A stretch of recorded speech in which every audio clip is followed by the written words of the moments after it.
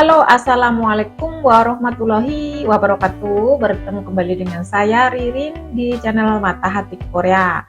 Nah, kali ini saya mau menginformasikan tentang prosedur dan pendaftaran ya untuk mendapatkan visa E7 ya. Nah, ini juga menurut pengumuman di Hai Korea Imigrasi. Nah, untuk tahun ini Imigrasi akan membuka pendaftaran visa E7, totalnya 5.000 orang pendaftar.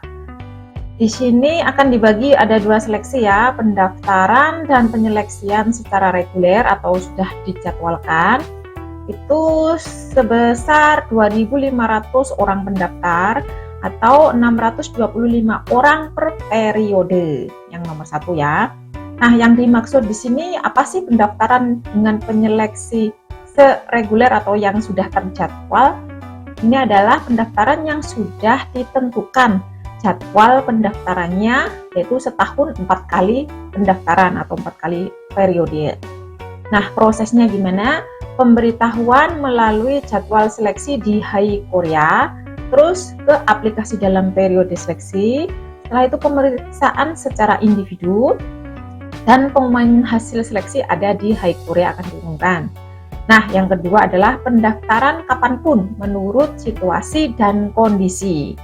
Yang dimaksud di sini ya menurut situasi dan kondisi adalah sesuai dengan namanya ya, kapanpun sesuai sikon dari waktu ke waktu sepanjang tahun gitu.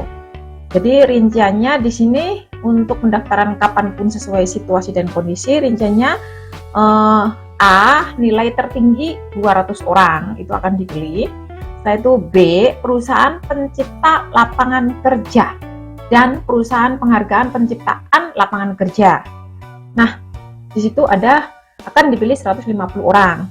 Nah, yang C, rekomendasi dari Kementerian Pusat seperti misalkan untuk manufaktur ya, rekomendasi dari Depnaker Koyong Center atau Depnaker sebesar 650 orang dan industri Purisanop.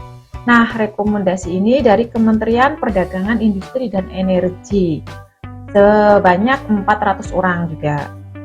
Nah, di sini masih banyak yang belum tahu yang dimaksud Purisanop tadi ya. Purisanop adalah industri yang menjalankan bisnis dengan menggunakan teknologi proses seperti pengecoran, cetakan, pengelasan, pengolahan plastik, perawatan pada permukaan, pemanasan yang merupakan dasar dari semua industri manufaktur.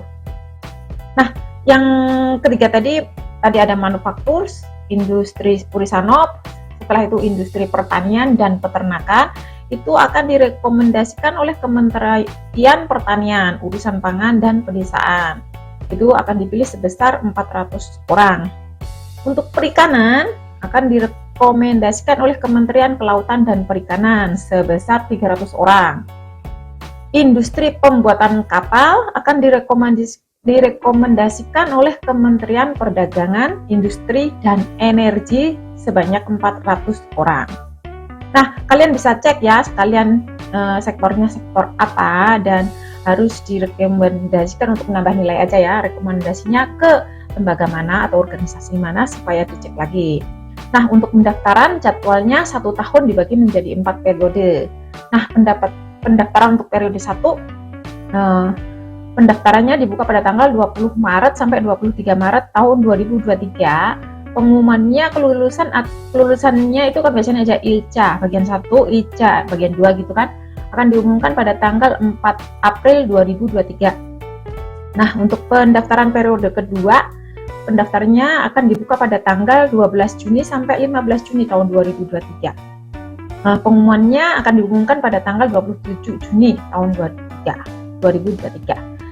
Pendaftaran untuk periode 3 ini akan dibuka pada tanggal 4 September sampai 7 September tahun ini 2023 dan pengumuman kelulusannya akan diumumkan pada tanggal 19 September tahun 2023. Untuk pendaftaran periode 4, pendaftaran periode 4 ini ya akan dibuka pada tanggal 4 Desember sampai 7 Desember tahun 2023 dan pengumuman untuk kelulusannya akan diumumkan pada tanggal 19 Desember tahun 2023. Nah, itu tadi adalah pendaftaran pada jadwal yang sudah ditentukan oleh imigrasi. Nah, untuk pendaftaran yang dilakukan menurut sikon, itu situasi dan kondisi, bisa dilakukan pendaftarannya pada tanggal 1 Januari sampai 31 Desember 2023, kapanpun ya. Nah, untuk pendaftaran yang permohonan pendaftaran diajukan berdasarkan pelayanan urutan pertama ya, jadi sunsodero, jadi siapa yang pertama siapa yang dapat daftar gitu. Pelayanan juga urutan pertama, dilayani pertama, dan jika semua orang yang dipilih berdasarkan jenis terperinci habis, maka permohonan untuk jenis tersebut juga bisa akan ditutup sewaktu-waktu gitu. Nah, untuk pendaftaran juga bisa membawa arsip dokumen yang dibutuhkan dan langsung datang ke imigrasi setempat, atau bila kurang tahu silahkan telepon 1345, ada bahasa Indonesia, tersedia banyak bahasa di sana ya. Nah, untuk poin yang mungkin masih belum tahu ini ya, poin saya ada berapa, silahkan lihat, nanti saya akan upload pada YouTube saya bagian komunitas. Nah, terima kasih atas perhatian teman-teman, semoga bermanfaat. Jangan lupa tekan like dan bagikan pada teman Anda.